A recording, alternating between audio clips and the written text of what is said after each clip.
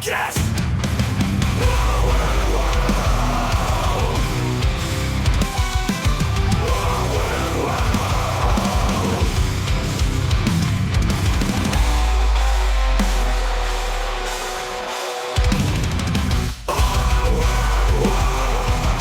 Welcome to Our Weird World. I'm your host, John Henson, and today, one big story for you. It is the story of John R. Brinkley. Just one of those just real hateable people in the world. You probably don't know his name, but you may have been affected by him or heard about his antics, I guess, for lack of a better term, in some way along the way, just kind of, in passing, I guess. So we're going to look at his story today, and you're going to see why he was a giant turd.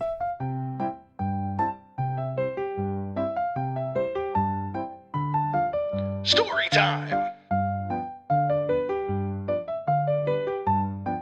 Story time.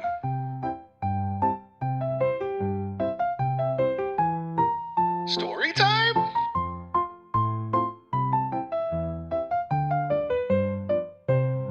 Story time. I'm not going to lie to you. That might have been one of the worst intros I've ever done. But I also don't feel like recording it again because I'm going to be honest with you. All right? I am having a bad brain day. I've been having a bad brain week. And also, I don't know if you can tell. I can tell because I can feel it. My voice is a little raspy, a little different, probably because my vocal cords are shredded from the screaming that I did in my car last night. Sometimes you just gotta scream it out.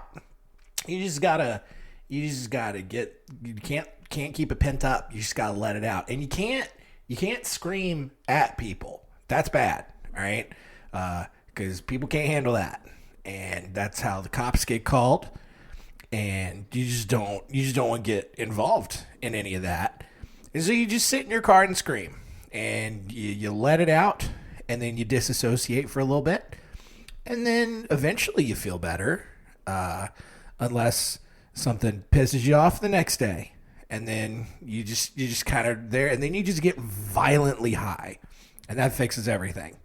So that's what we're doing later today. But first, the story of John Brinkley, who was born, that's a segue, that was born on July 8th, 1885 to a poor family in the mountains of North Carolina. Even though his father was a doctor, so like they should have been, stereotypically a little bit more wealthy, but it is the mountains of North Carolina, Appalachia, very rural, very impoverished. So even if you're, even the wealthiest person in an Appalachian region is still super poor. Brinkley eventually grew up to learn how to use a telegraph machine and found a job in Western Union in New York City as a way to escape the impoverished area that he grew up in. After working several jobs up north, Brinkley returned to North Carolina in 1906 to care for his Aunt Sally, who was actually his mother because his 42-year-old father had banged his fourth wife's 24-year-old niece shortly after she had moved in. That is so complicated, all right? But that's just a Tuesday in Appalachia, all right? So Brinkley's mom, right? And again, I don't know if he knew this at the time or what, but he grew up thinking that this woman was just his Aunt Sally, but it was actually his mother. And his father, when John was born, his dad was 42, and he had banged his fourth wife's 24-year-old niece. Can't imagine why he'd been married 3 times up to this point. But like they took their 24-year-old niece in to live with them, and he banged her. Which, all right, man, it's crazy. But she was 24. It's not like she was like 12, and you like hide that and like raise her as your sister or whatever. Like, she was 24. She's an adult. But they, I guess they chose to say that like, no, Mr. Brinkley Sr.'s fourth wife is your mom. and then you just have Aunt Sally who lives here, but whatever. Regardless of this dysfunctional family tree, Sally died a short time later on Christmas Day that year in 1906.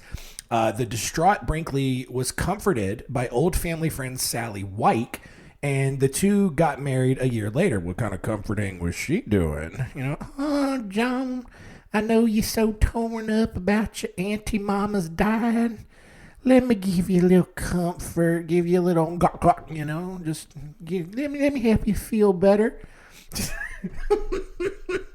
Anyway, somehow, for reasons that are lost to history, the new couple decided to start traveling the area around Appalachia, posing as Quaker doctors and performing a medicine show where they sold fake medicines to all the dumb mountain people. Following a brief stay in Knoxville, Tennessee, with another fake doctor selling virility tonics, Brinkley and his wife moved to Chicago, had a daughter, and Brinkley enrolled in Bennett Medical College, which at the time had a reputation for being a fake medical school that promoted natural healing and other things that don't actually work. While at Bennett Medical College, Brinkley learned about the power of glandular extracts and their effects on humans.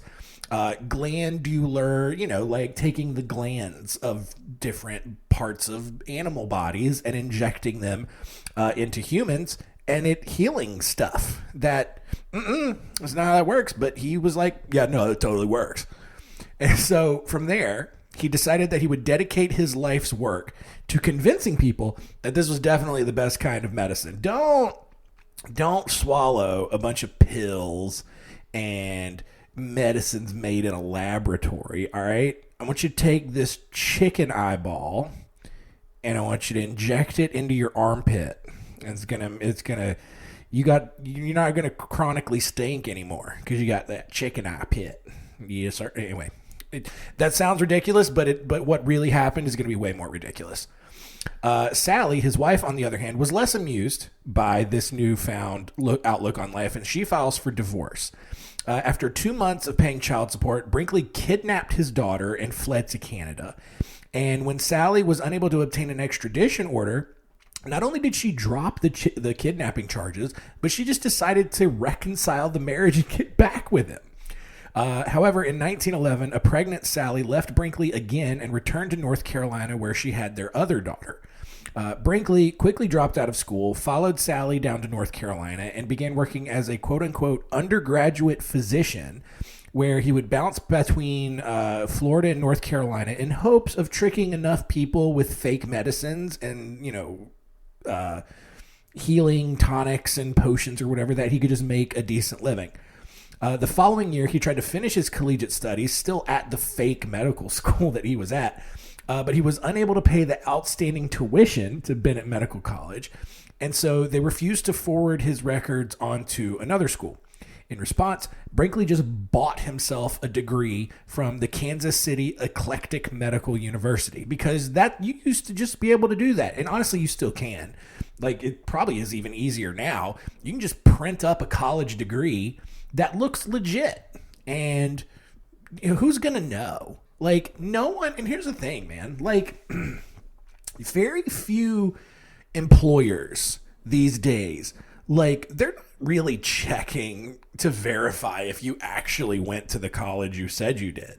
You could just put on your resume. I mean, don't put on your resume that you went to like Harvard, because they can probably check that. But like, if you tell someone that you went to Arizona State, enough people graduate from Arizona State that's like they're not gonna verify that. All right, they're not gonna verify if you went to UNC or UNC Charlotte or Alabama or any of these giant universities or anything like that. Like, you just lie. You know what? Just save yourself. That's the PSA today, kids. Lie on your resumes. All right. Just save yourself the hundreds of $1,000s in student loan debt that you would otherwise incur, and just lie on your resume and just say, yep, I graduated from whatever 4-year college you want to put on there with whatever degree that you want to say. They're not going to verify it. They're not. I'm pretty sure they're not. All right. I worked in HR for a handful of years. Not once did I verify whether or not someone went to the college they said they went to. They could have been lying for all I know. whatever. And based on the performance of some of the people I hired, maybe they didn't go to college. Who knows? Whatever. It's not a big deal anymore. Anyway, back to the story. Where are we? So he buys this. So Brinkley buys himself a degree from the Kansas City Eclectic Medical University. And then following stops in New York, Chicago, and a final split from Sally in 1913, Brinkley moved to Greenville, South Carolina, and founded Greenville Electromedic Doctors with James E. Crawford. They marketed this practice as a male virility clinic and injected colored water into their patients for $25, which is like $700 in today's money, and claimed that it was a drug called Salvarsan, which was an early syphilis treatment. Now, where were they injecting this water with food coloring in it? I don't know. Right? If it's a virility clinic, maybe right there in the ball sack, which, no. Especially in like the 1910s, they're not doing it in a safe place. They're just probably going right at the source, man. Just right there in the old mushroomed head. Just blue food coloring and water right in there. You talk about blue balls now. Right? Literal blue balls back then, because they're just injecting food. I don't know if it was blue, but maybe. Anyway, after 2 months of doing this, the men quickly packed up and moved to Memphis, Tennessee, leaving as many as 40 local merchants in Greenville with unpaid checks for their business supplies. Now, while in Memphis, Brinkley met Minnie Jones and, after 4 whole days, married her on August 23rd, 1913. And while on their honeymoon in Knoxville, Tennessee, Brinkley was arrested for practicing medicine without a license, which set off like this random crazy chain of events that reads like something you would see in a Jerry Springer episode. All right. So he started out by ratting out James Crawford, who was also arrested and awkwardly placed in the same jail cell as Brinkley. Right. So he gets arrested in Knoxville for practicing with medicine without a license. He rats out his business partner, James Crawford. They go out and arrest him, and then they just bring him into the same cell. Where it's just like, oh, hey, James, what are you in for? Man, somebody done tattled on me for practicing medicine without a license. Well, that's just wild. Who on earth would ever do such a thing? I say the world. You just can't trust nobody no more. Anyway, so they're sitting in the same jail cell together. Brinkley's father-in-law, his new father-in-law of his 4-day bride, bails him out of jail and sends him back to Memphis. When they get back to Memphis, they are confronted by Brinkley's ex-wife, Sally, and informed both, Brinkley and Minnie Jones that Brinkley was still technically married to Sally. They never finalized the divorce. Minnie stood by her man and fled with Brinkley to Judsonia, Arkansas, where Brinkley just immediately opened up a clinic for women's and children's diseases. Because back then, no one verified. Again, lie on your resume. No one's verifying any of this. Now, in the medical field, they're kind of verifying it now. They're a little bit more careful. But you could just show up in a town and just open a doctor's office and just say you're a doctor and no one's going to question it. That practice quickly folded, and Brinkley joined the Army Reserve Medical Corps. He just joins the military. By 1915, Brinkley officially graduated from the Kansas City Eclectic Medical University, which is weird because he just bought his degree from there. But I guess they made him do some things. I don't know. It wasn't a real school. But this allowed him to somehow practice medicine in 8 different states. So he took a job as a doctor for Swift and Company in order to build up his savings in hopes of opening his own practice again.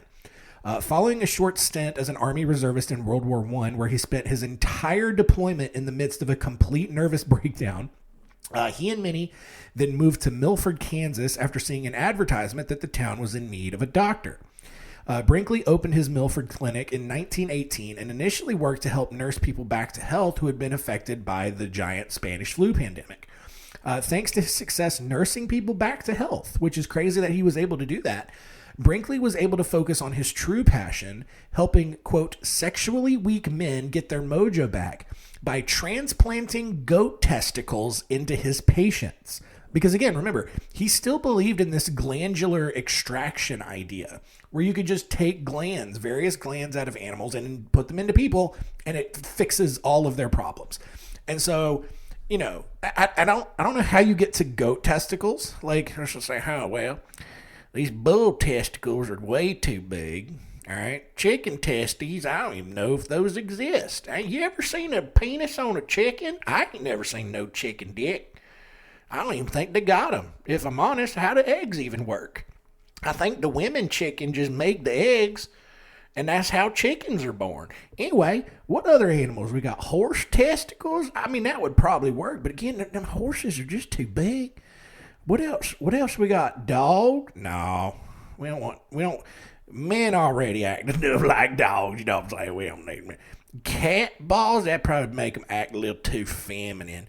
What about goat? Goat probably would work. Let's just do that. It's around the same size, looks like. Let's just do it. Let's see what happens. And that's it. That's probably the extent of the experimentation that he tried. He was probably just like, yeah, let's just do it. Let's see what happens. By charging $750 per operation, which is over $10,000 in today's money, Brinkley built a booming practice stuffing goat balls into any man or woman who truly believed it would help their sexual health, cure their chronic flatulence, or any one of nearly 30 other ailments that Brinkley just made up that said that a goat testicle would cure. Unsurprisingly, things did not go well. Aside from the fact that Brinkley often performed the transplants while drunk, the operating room was not remotely sterile, which led to several patients contracting infections and later dying from the complications. Over the next 13 years, which is crazy that he was able to do this for that long, Brinkley would be sued for wrongful death more than a dozen times. So at least one person a year was dying from these operations because he was drunk and operating in an unsterile environment. None of that seemed to matter, though, as Brinkley became a minor celebrity because of this operation. By 1923, Brinkley had earned enough money to start his own radio station named KFKB, which he thought stood for Kansas First, Kansas Best, where he promoted his clinic and his ideas for hours every day about the transforming healing power of goatnads.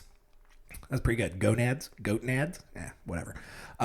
Despite several investigations and charges from various organizations about being unethical, violating codes, all that kind of stuff, Brinkley was always able to avoid arrest and extradition, mostly because the governor of Kansas refused to cooperate because Brinkley had made the state so much money in tourism and travel dollars with people coming into, to Milford for his famous treatments. Brinkley's clinic was even able to help the town of Milford install new sewage lines, sidewalks, electric grids, apartments, and a new post office, mostly to handle the high volume of fan mail that he was receiving from people who could hear his radio show. In 1925, Brinkley traveled to Europe and started asking various medical colleges for an honorary degree because it worked so well in America. Although a school in Pavia, Italy initially granted him one, Benito Mussolini ended up rescinding it himself after public outcry. And look, I know that Hitler and the Japanese get all the attention for being terrible people in World War II, but you got to remember Italy was on the side of the Nazis and the Japanese. They were part of the Axis powers in World War II. Benito Mussolini was a terrible human being. And for him to be like, hey, no, I cannot do the honorary degree. You're very bad doctor. I don't know what accent that was. But so you have to be a terrible person for Mussolini to take a stand against you.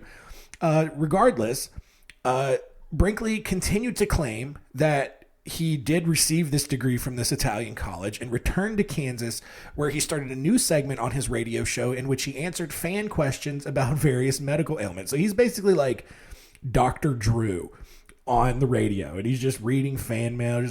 Now we got one from Paul in Minnesota. Paul says, Dr. Brinkley, I have chronic and excessive earwax.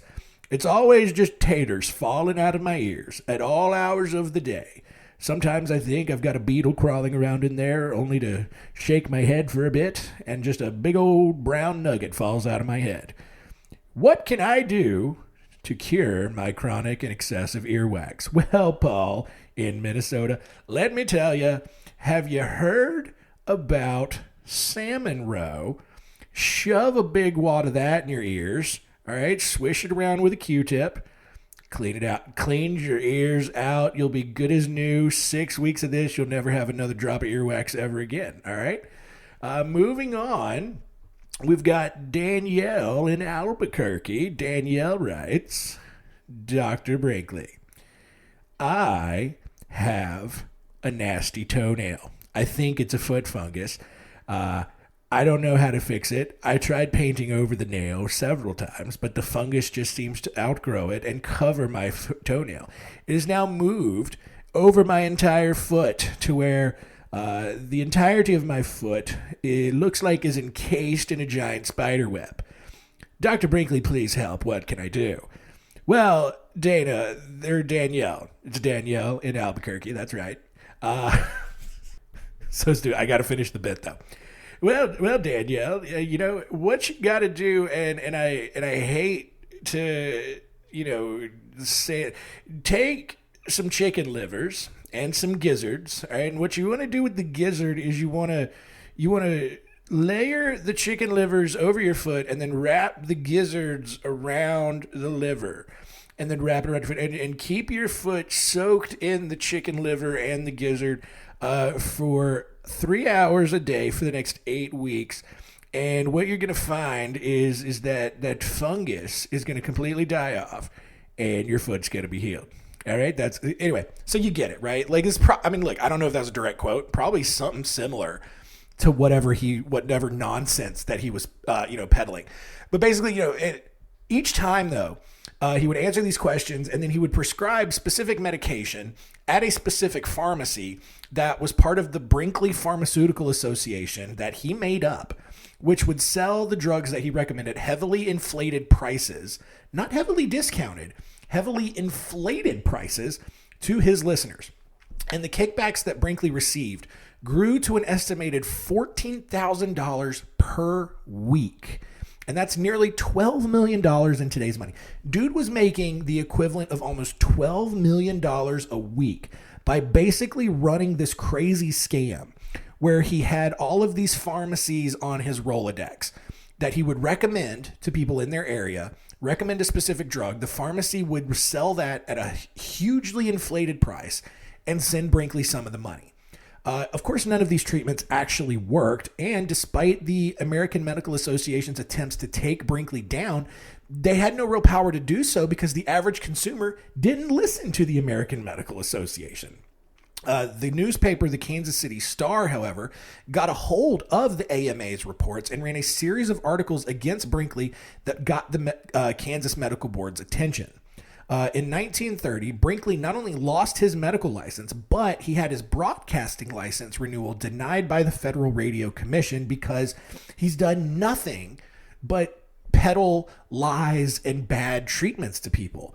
By now, Brinkley had also signed death certificates for 42 of his own patients, most of whom were not even sick when they initially met him.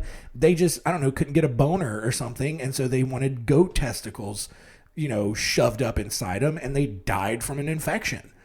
After losing his medical and broadcasting licenses, Brinkley responded in the most logical way he could think of, by running for governor of Kansas. He ran his campaign on a really vague platform of building a state lake in every county, providing free books for students, and lowering taxes. He arrived at each campaign rally in a private plane called the Romancer and sent goats to reporters who published critical articles about him. And it's crazy that this is happening in 1930 because that sounds exactly like something that would happen today.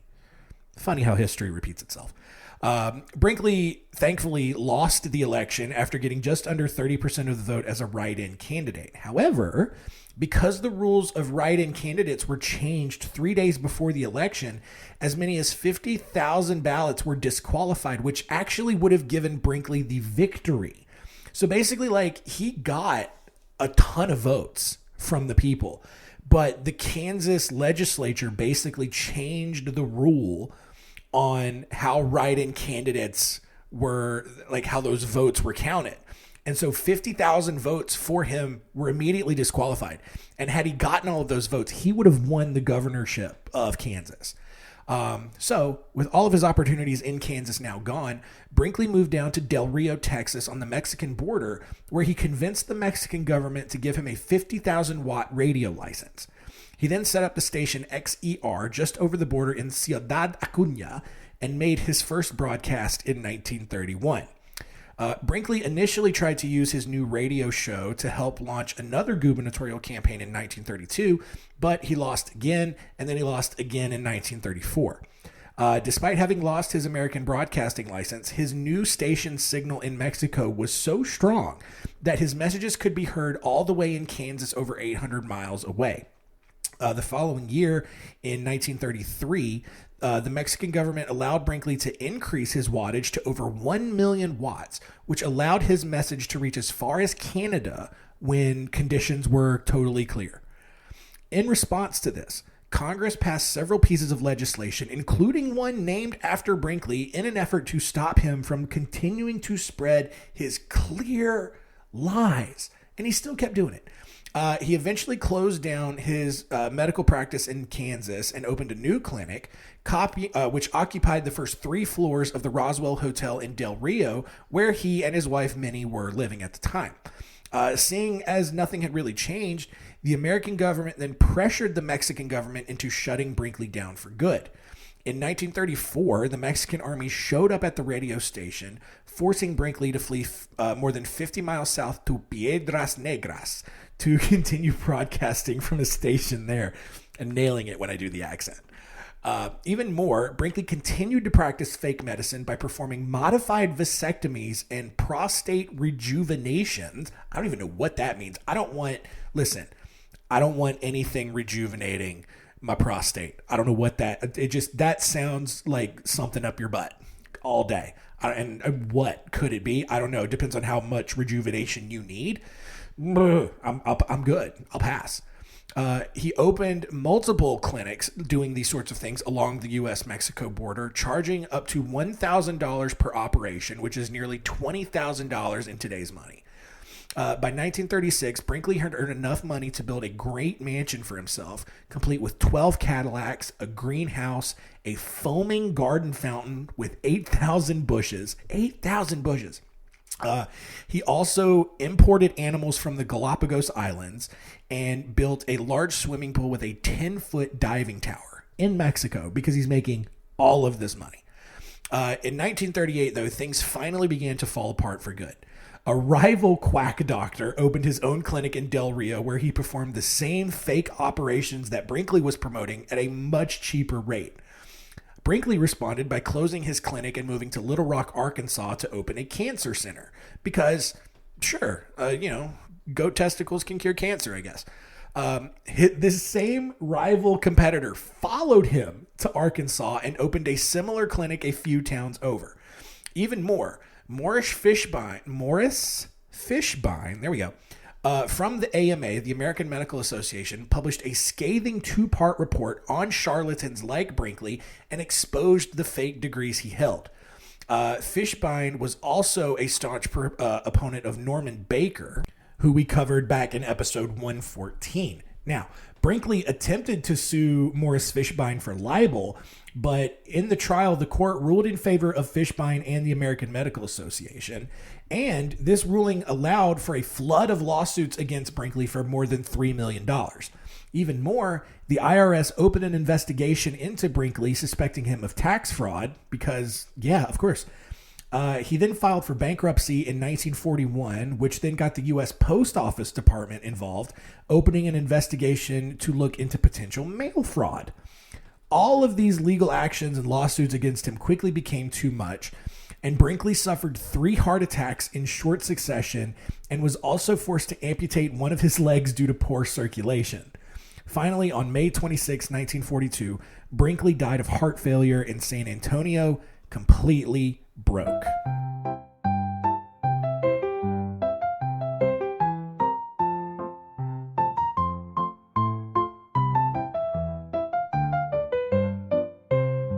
All done. There you go. The story of John Brinkley in the books, and just a satisfying ending because he died broke and penniless and scared because he had spent his entire life peddling these fake, it's like he's no different than these dorks that you see that go on like Joe Rogan's podcast or you see on TikTok who are like promoting ashwagandha root or whatever. He's like, oh yeah, it'll heal everything. And like, the same people that promoted like colloidal silver and ivermectin for COVID cures. It's like, you're a complete idiot. And it's clearly like there's so much medical evidence to show that it does not do what you says it does. But then you have all of these ignorant people out there who refuse to believe actual science and choose to believe these charismatic fake science people. So like on one hand, like I don't feel bad for like the people that he victimized because like they lack critical thinking skills, just like Brinkley and these other dorks lack, the same kind of code of ethics, I guess, to not screw people over. So anyway, all of that is to say, let's recap today's episode and see what we learned.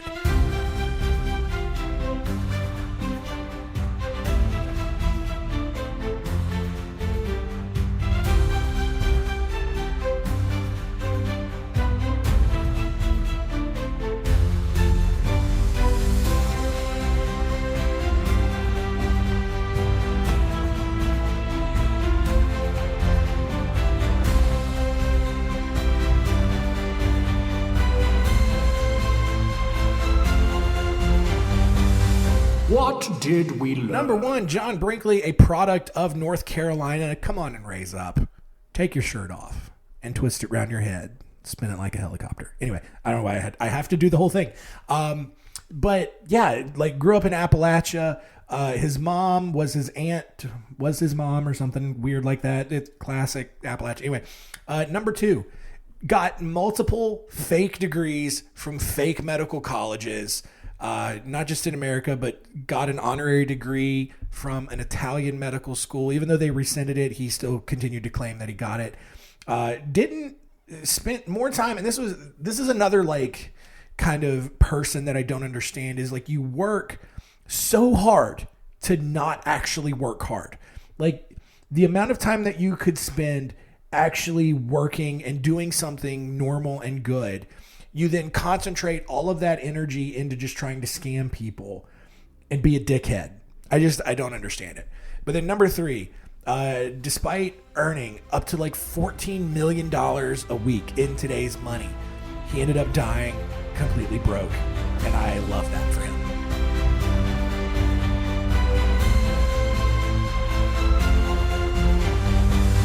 What did we learn? Next week on Our Weird World, we are into the month of June, which means it is going to be another weird fun bag to start the month. And this is going to be like the last one until like November, because we got stuff going on the rest of the year. Obviously, we got our spooky stories in October, serial killer September, but starting in June, towards the end of the month, we're going to be getting into Summer the Cult. I am so excited. That is going to be starting towards the end of the month in June. But for next week, 3 more stories. We are looking at the Piedmont Easter, the Female Stranger, and the Leatherman. Whoa! It's the weird fun bag. None of it makes sense. It never does. But that is it for today. Thank you so much for continuing to listen. Keep telling all your friends about the show, please. And keep it weird.